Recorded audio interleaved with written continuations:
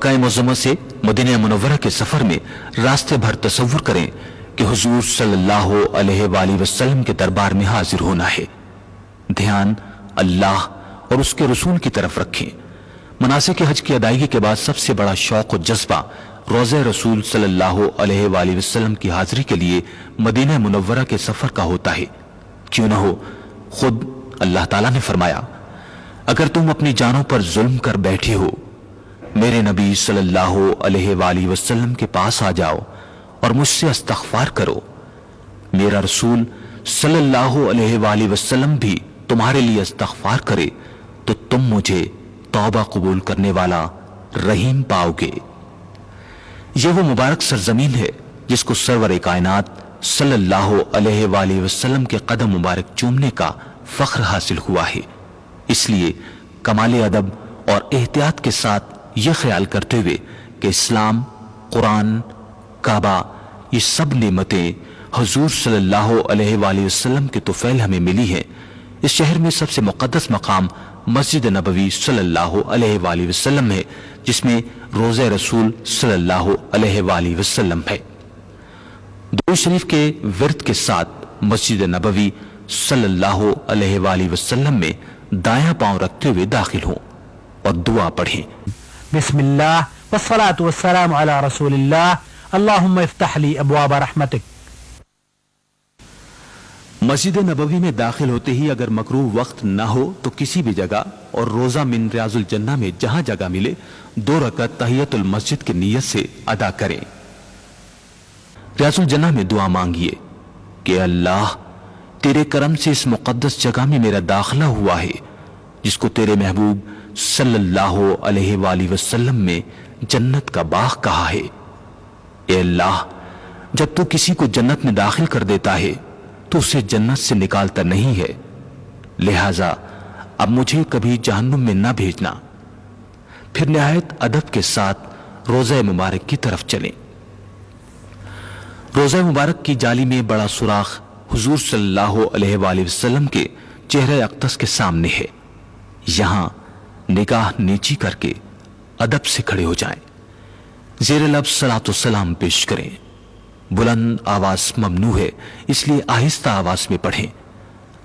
अस्सलामु अलैका अय्युहन नबिय्यु व रहमतुल्लाहि व बरकातुहु, अस्सलातु वस्सलामु अलैका या रसूलल्लाह, वस्सलामु अलैका या हबीबल्लाह। फिर दाएं तरफ थोड़ा सा हटकर दूसरे सुराख के सामने हजरत अबू बकर सिद्दीक रजी अल्लाह अन्हु की खिदमत में सलाम पेश करें। अस्सलामु अलैका या अबू बकर खलीफतुर रसूलुल्लाह। फिर मजीद दाएं तरफ थोड़ा सा हटकर तीसरे सुराख के सामने हजरत उमर फारूक रजी अल्लाह ताला अन्हु के रूबरू सलाम अर्ज करें। अस्सलामु अलैका या उमर अमीरुल मोमिनीन। उसके बाद मजीद दाएं तरफ हटकर किबला रूह कर दुआ मांगे और खूब अरमान निकालें। ए अल्लाह, तूने खुद ही तो कहा कि मेरे नबी की खिदमत में आकर जो इस्तग़फ़ार करेगा तो उसकी तौबा कबूल फरमाएगा। मदीना मुनव्वरा के क़याम में कसरत के साथ और बार बार रोज़े रसूल सल्लल्लाहु अलैहि वसल्लम पर सलातो सलाम पढ़ते रहिए। ख़वातीन के लिए सऊदी हुकूमत ने अलग औक़ात तुलुए आफ्ताब से ज़वाल और ज़ोहर के दरमियान मुक़र्रर किए हैं। वो इन्हीं औक़ात में सलातो सलाम पढ़ें। अहम मकामात रियाजुल जन्ना, हुजूर सल्लल्लाहु अलैहि वसल्लम ने फरमाया कि मेरे घर और मेरे मिंबर के दरमियानी जगह जन्नत के बागों में से एक बाग है। मेहराबुन नबी सल्लल्लाहु अलैहि वसल्लम रियाजुल जन्ना के इसी हिस्से में मेहराब रसूल सल्लल्लाहु अलैहि वसल्लम है। सुफ़ा, दिन रात सहाबाए कराम रजी अल्लाह ताला अन्हु हुजूर सल्लल्लाहु अलैहि वसल्लम से इस चबूतरे पर दीन का इल्म हासिल किया करते थे। मदीना मुनव्वरा की ज़ियारतें। मदीना मुनव्वरा में ताजदार मदीना सल्लल्लाहु अलैहि वसल्लम ने अपनी जिंदगी के आखिरी 10 साल गुजारे हैं। यहाँ कदम कदम पर बरकत हैं, क्योंकि शाहिद आलम सल्लल्लाहु अलैहि वसल्लम इन कूचों और गलियों में आमद और रफ्त फरमाते थे। आप सल्लल्लाहु अलैहि वसल्लम को हर चीज से मोहब्बत और उल्फत थी, इसलिए किसी भी दिल आजारी ना करें। मदीना मुनव्वरा की चंद ज़ियारात ये हैं। जन्नतुल बकी, ये मदीना पाक का मशहूर कब्रिस्तान है।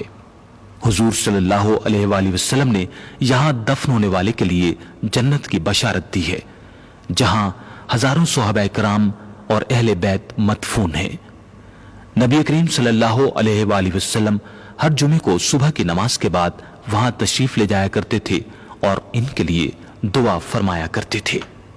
مسجد قباء، یہ مسجد عہد نبوی صلی اللہ علیہ وآلہ وسلم کی پہلی مسجد ہے جو مدینے کی آبادی سے 3 میل کے فاصلے پر ہے۔ نبی کریم صلی اللہ علیہ وآلہ وسلم کا ارشاد ہے، جو شخص باوضو ہو کر مسجد قباء میں جا کر 2 نفل ادا کرے گا اس کو عمرے کا ثواب ملے گا۔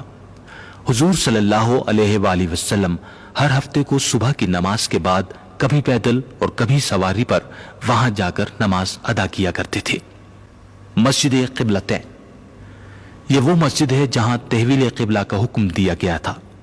مسجد قبلتین تاریخی مسجد ہے اور اسے وہ حیثیت حاصل ہے جو کسی دوسری مسجد کو حاصل نہیں، اور وہ یہ کہ رسول صلی اللہ علیہ وآلہ وسلم نے اس میں ظہر کی نماز ادا کی تو جب 2 رکعتیں پڑھ لیں تو آپ صلی اللہ علیہ وآلہ وسلم پر اللہ کی طرف سے وحی نازل ہوئی کہ مسجد الحرام کو اپنا قبلہ بنا لے۔